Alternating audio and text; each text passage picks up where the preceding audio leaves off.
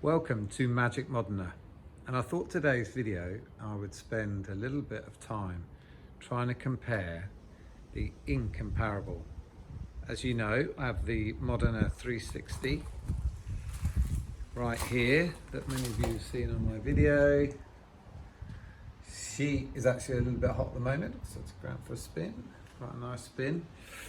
But actually, for those that haven't noticed, she has been joined by a new stablemate. I know, sacrilege probably to all my Ferrari followers, but I think most people who follow are interested in cars in general rather than just Ferrari. But yeah, so recent purchase here is the 911 Carrera GTS, which I've got to say I'm pretty excited about. So they sit with, oh, and by the way, there's the, for those that care, is a BMW 650 Sport twist and go 110 mile an hour scooter. Designed for commuting when eventually we get back to commuting. So yeah, so this is a recent purchase, and I'm using it kind of, I say everyday car. My wife has a electric Mini, Countryman, so that's actually probably more the everyday car, but this does fit my son in the back, which is quite important. And so I thought what I'd do today is just talk about the difference of these two cars. I mean, I've got to say, I am pretty enamored with the 911. I've had two before, I've had a 997 and a 996.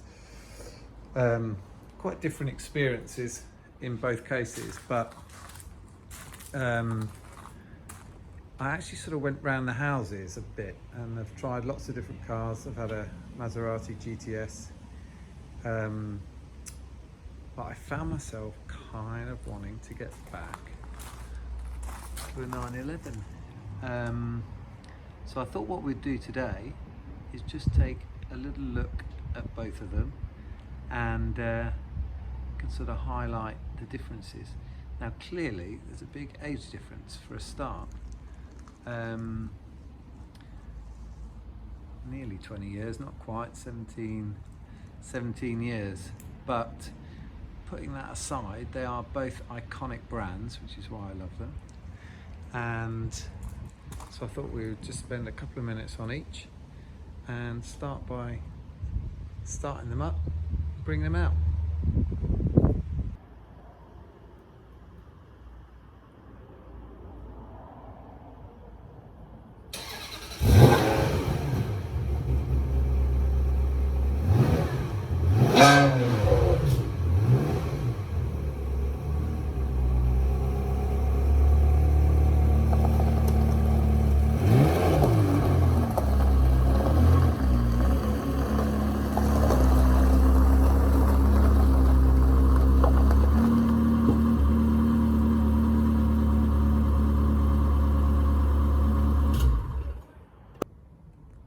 So let's start with this bad boy. There you all love looking at the interiors of these things. Everyone's got their favourites. So I'm not going to spend loads of time on the car as such. I'm going to talk about it more in terms of how it performs versus the other 911s, the Maserati, and that one over there. So I think the first thing to say, boiling hot engine bay, is I have to say that driving all of these cars, this is still the poster child when it's out on the road. It gets the most attention, the most looks, the most comments, the most thumbs up. It really still, of all the cars I've had, is the one that comes out on top. So you've got to get used to that attention if you do want to have one of these things. I remember when I drove the 911 997, I thought it was absolutely the best car I'd driven, and you know, it cornered incredibly. And then I got into this, and yes, it totally feels older. It definitely feels a bit more fragile. It definitely feels like you've got to look after it. But by God, does this thing go around corners? And does it handle? It is brutal in how it lays down power when you just put it flat down in second or third. It is brutal, but it handles incredibly.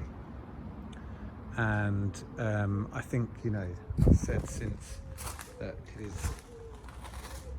one of the best handling cars I've ever driven. And let's face it, there's lots of modern ones. This is still an old one.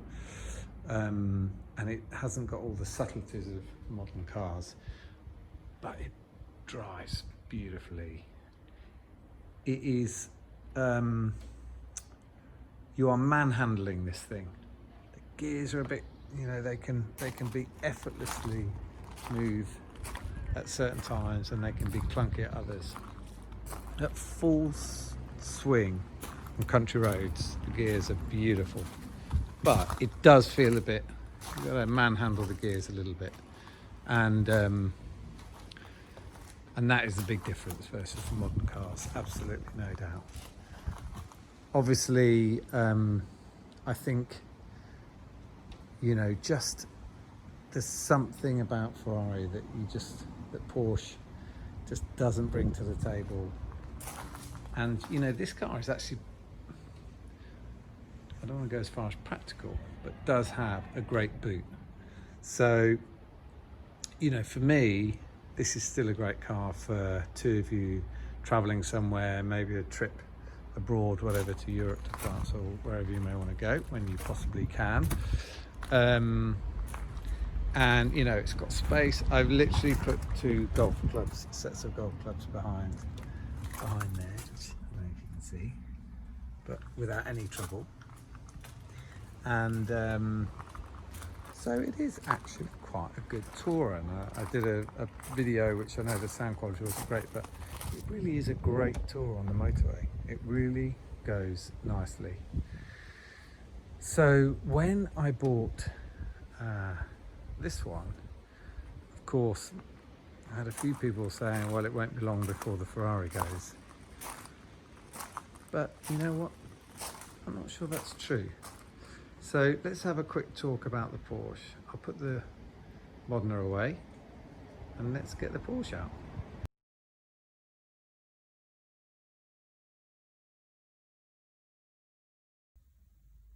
So welcome to the 911 GTS, the interior. And clearly we're seeing a step up in the modernity and how these things are put together.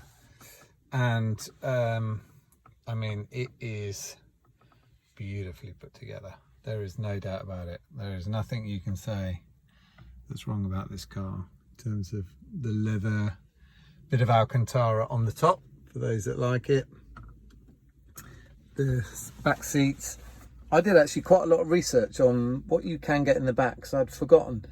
And you know, very comfortable fit for, I would say, anything up to sort of teenagers, and unless they're really tall. Adult, you basically can get in okay, but you have to sort of lean into the center where, so you're not as tall. And then lovely shelf at the back, which I always think was, I've always thought was really useful. And also the seats, those back seats go back, so you can have a flat shelf. Now, you know, I think the Modena is always criticised for its exhaust note and being a bit dull when you start it up. This, I have to say, the Porsches were quiet. The 997 was quiet. I was really disappointed with the 997 sound. This, on the other hand, as a GTS, is a different ball game. So let's just have a little listen. Now, I've lost the cold start, but we can have a little listen to this.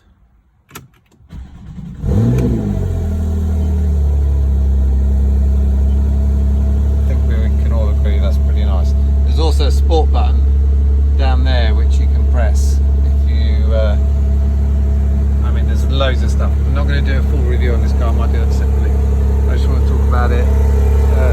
Let's have a little listen outside.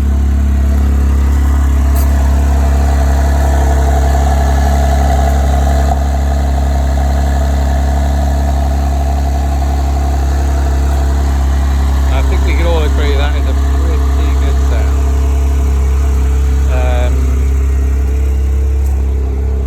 So like at the moment, I'm going to turn this off because it's just too noisy for this video. But so this is meant to be a more day-to-day car. Like, I know it's sounds extravagant, so, and it is, but it is more of a day-to-day car. And I mean, what do I just think when I get into this thing? I know it's modern, and of course these things should be, but I feel like I can get in this in any weather, in any situation. I can drive 2 miles or 100 miles and it will just never let me down. It'll just be absolutely rock solid. And so, you know, having what is effectively a 190 mile an hour sports car that can fit people in, that's got space in the boot and space on the back, is just an amazing thing. But it isn't that. It does not get the attention that gets. This is understated. It's the only way to talk about it. It's understated, it's subtle, it sounds amazing. It doesn't sound subtle. It drives, it's another level of driving. Absolute another class of driving. And you know, I said that the Ferrari was the best thing I've driven since the 997. This is now the best thing I've driven of all of those cars. And we're going to put the Maserati GTS to one side because that really is a tourer. It's a bit of a boat round corners. Sounds amazing, very practical, but we'll put it in a different class. But you know, they just do such different things for me, and I just don't see a situation where I could give up one for the other, like one's replacing the other. They really are such different cars, but they're both beautiful in their own way. They both do something completely different in their own way. And yeah, I mean, I suspect this is bulletproof. We'll see. I've only had it a month or so, but the 997 was. Whereas this bad boy could be, you know, it could be a perfect specimen of a car, which I do love, and I am always looking after it. Or at any one moment, it could decide to give me a lot of problems. So I guess we'll have to wait and see on that. But can I choose one from the other? I don't think so. That 911 drives, it is so assured on the road. There's just an incredible sensation of driving this thing. So to all those that suggest that maybe that one will go because now I've got that one, just at the moment, I think I need both.